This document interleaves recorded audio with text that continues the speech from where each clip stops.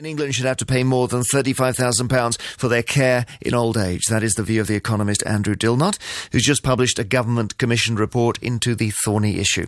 He says the taxpayer should foot the bill for any care costs above that limit.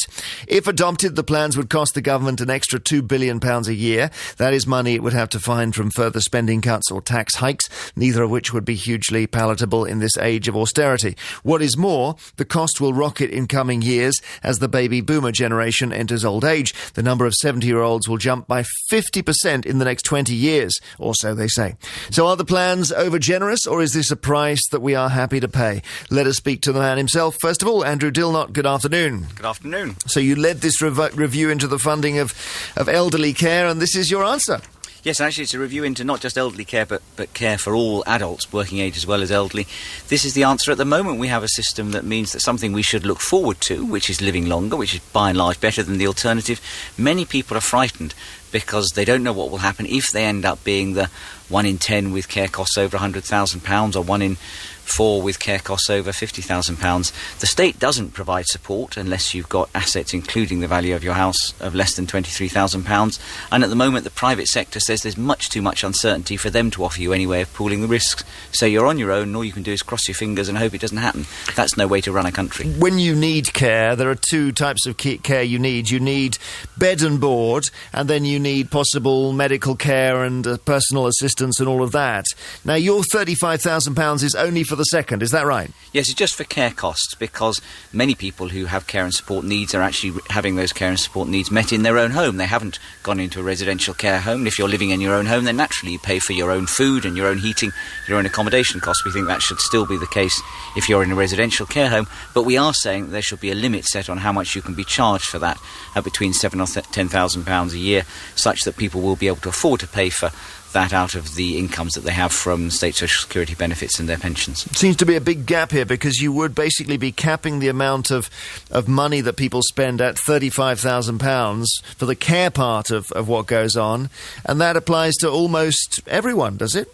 It does apply to everybody, and of course not all of us by any means will end up with very high care needs. It's just that at the moment we face a risk, and there's no possibility of our having it insured either by the private sector or by the state. But to be clear, this is not like the idea they had about a year ago, where you pay an insurance cost. You sort of gamble on needing the money. You pay 35 grand, and then if you need the care, you get more than that amount of care. You only pay the 35 if you need the care. Is that right? Absolutely, yes. We're not going to increase the cost that anybody faces. It's just that if you face costs of more than £35,000, rather than having to pay all of that, as at the moment, your costs are capped. The state is providing a form of social insurance, saying that we're all in this together and we'll pay for it through the state. Who is this fairest on and unfairest on?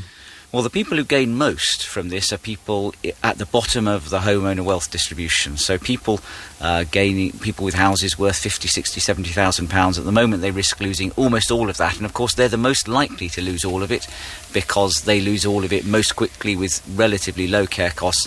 That group, the group in the bottom half and particularly the bottom quarter of the homeowner wealth distribution, they're the people who will gain most.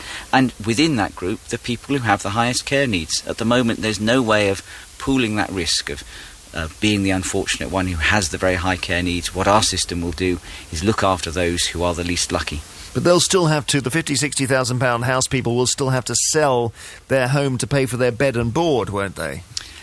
Well, we're also suggesting a change to the means-tested system. So at the moment, you get no support until you have assets of less than £23,000. We're suggesting that should be increased to £100,000, and that focuses help on that group right down at the lowest income and wealth levels. OK. And if somebody wants to have a better standard of care than what the state would provide, they just opt out of your system completely, do they?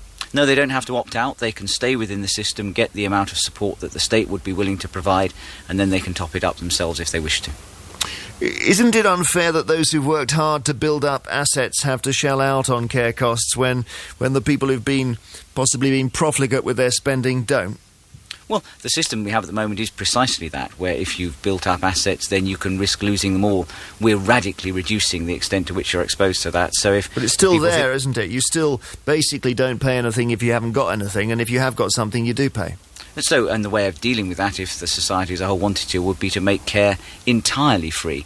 But our judgment is not only that would cost more than the government would be likely to accept, but also that it wouldn't necessarily last. And this is a system which people have to believe will be in place for a very, very long time. So we move a very long way towards allowing those who have saved, who have been prudent, to protect their assets. At the moment, you can lose 90% of your house if you end up with high care needs. Nobody will lose more than 30% of their assets under the system that we're proposing. But I do hear a lot of people saying, well, where did we ever get the idea from that you can have care in your old age without selling your house? Why should the state pick up the bill for people when they've got the money themselves?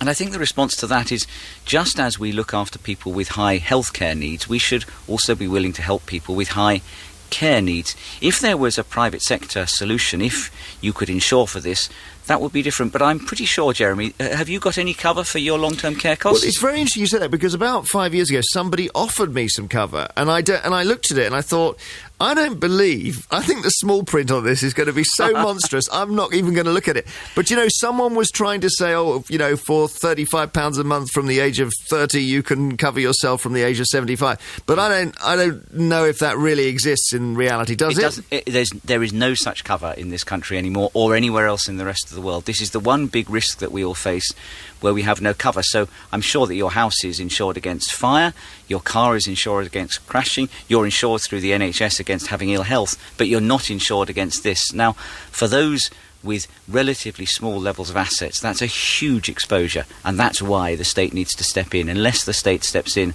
the private sector can't help us at all. Well, the other way, they've been through all kinds of different ideas here, and the obvious one is that the state pays, and then taxpayers say, well, hang on a minute, why should they pay for people who haven't put aside their own money? And if you go right to the other end, it was that death duty idea that came up before the election, wasn't it? Which is that everyone has 50 grand taken from them the moment they die by the state, in addition to inheritance tax and everything else, and that goes into a pool which gives care for those who are still alive. You ruled that out. Well, our feeling is, as a result of talking to an awful lot of people, that most people think it's reasonable for them to make some contribution towards their care costs in old age. They just don't want to be exposed to the extreme risk. So this is a new partnership where the individuals all keep some responsibility. They keep responsibility for the first part of the costs. The state pools the risk for all of the rest of us, for everybody in fact, for the extreme end of the costs. So it's a partnership. We think it's one that will be sustainable, and what we found is that both with members of the public and with the stakeholder community, this seems to chime and people seem willing to support it. Thank you very much, Deep, for joining us on a busy day. Thank you. Andrew Dilnot, who led the review into the funding of elderly care, speaking to us live here. Dr. Sheila Lawlor is director of the think tank Politaire, and also listening is Dr. Ros Altman, Director General of the Saga Group, lobbies for more money for older people. Dr. Sheila Lawlor, first of all, what do you think of that? Well, it sounds very plausible, and Andrew Dilnot has very good form as an economist. Unfortunately, I don't think the taxpayer will be able to afford this scheme. We are, as you say, we're going to have 50% more 70-year-olds within decades. The cost of care is very high. The idea that we should find up to 35k and then hand over the responsibility to the taxpayer, I'm afraid won't work very well, because although it's costed now $2 billion, the costs will escalate. You see, well, Jeremy, how many people it's a much more difficult question. Yeah, I was going to say, how many people actually need the care? Let me just pass that over to Ros. You know the statistics back to front, Ros. How many of us will need the care that costs £40,000 a year? Well, I mean, there's a range, and we don't know who is going to need it in advance, but 1 in 10 people are likely to have costs that will cost more than £100,000. And in total? That will be crippling. And, I think the clever thing about what Andrew Dilnot has designed here is that he's set the cap, but of course the cap can change. If we find that there are more older people than we would have expected, which of course is good news, let's not forget that, because it means more people are staying alive longer, then we can change the value of the cap. What we actually, though, urgently need is a system that will work so that people can be helped to plan for their future care needs in a way they can't just now. But the cap he's suggested, Ros, seems extraordinarily low. £35,000. Someone's just emailed me to say he works for the Alzheimer's Society. The average cost of a care home per week is £800.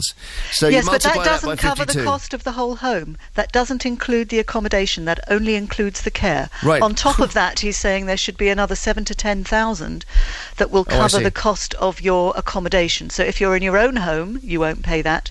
If you are in a care home, of course, you'll pay it directly. But if you're in your own home, you still have expenses of living. So I think, what he's trying to design here is a system that will enable the private sector to become involved so that people can plan ahead. Okay. And at the moment, they can't. Dr. Sheila Lawlor, there we are. No, Ros, where I disagree is if you look realistically and sceptically at the public finances, Andrew's idea, his proposals in detail look fantastic. They look very attractive.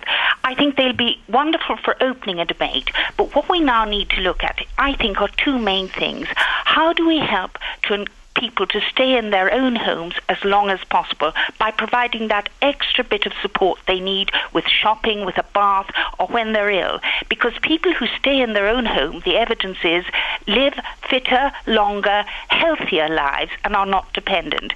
I think the residential care solution should not be thought of as instant for everybody. It's extremely expensive, and also it institutionalizes old people and they become dependent very quickly, and it's very expensive for them. I completely agree, but he's not saying that it has to be residential care. I would say the first priority here is to be realistic about who pays for long-term care. The expectation should be that if you own your own house, or if you have any equity, that should be used for your support. That's fundamental, isn't it, Ros? That is, if you've got the money, you pay first before the state. So that's the current system. Yes, exactly. The current system isn't working. Yeah. Yeah, but Rod, say you're paying for your own care in long term, or your family, or your parents, and I think the family, and Dilnot does say that the families should be involved and relatives. But if a family is looking after their elderly folk, looking after them very well, and paying for them in old age and supporting them, or bringing them into their own house, or visiting them and doing all that, why should they then be charged taxes to pay for families who shrug their shoulders and simply want to inherit the family property? That's not how his system will work. His system is only going to start the clock ticking, as it were, on your 35,000 once the person who needs care has reached the point where they have a substantial need.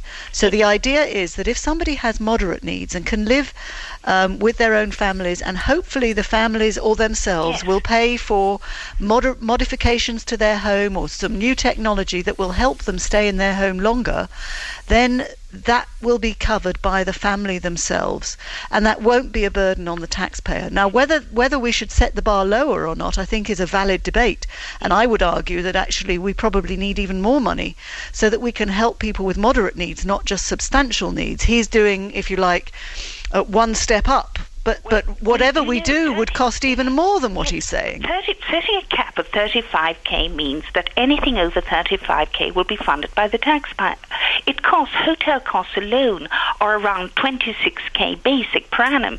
So what but you're he's really not talking about covering that hotel costs. The taxpayer will pay the cost of anything over a year and a half's residential hotel costs, even if that person... No, that's Sheila, not that's what the he's one thing saying. he said. Do you remember what you were saying? Bed and board. Yes, that's what I mean. But you're personally liable for that, even beyond the amount that you've shelled out, the 35k. I know that. But in addition to that, I mean, social care is a very, very... It isn't just having bed and breakfast. I know that we are capping the social care.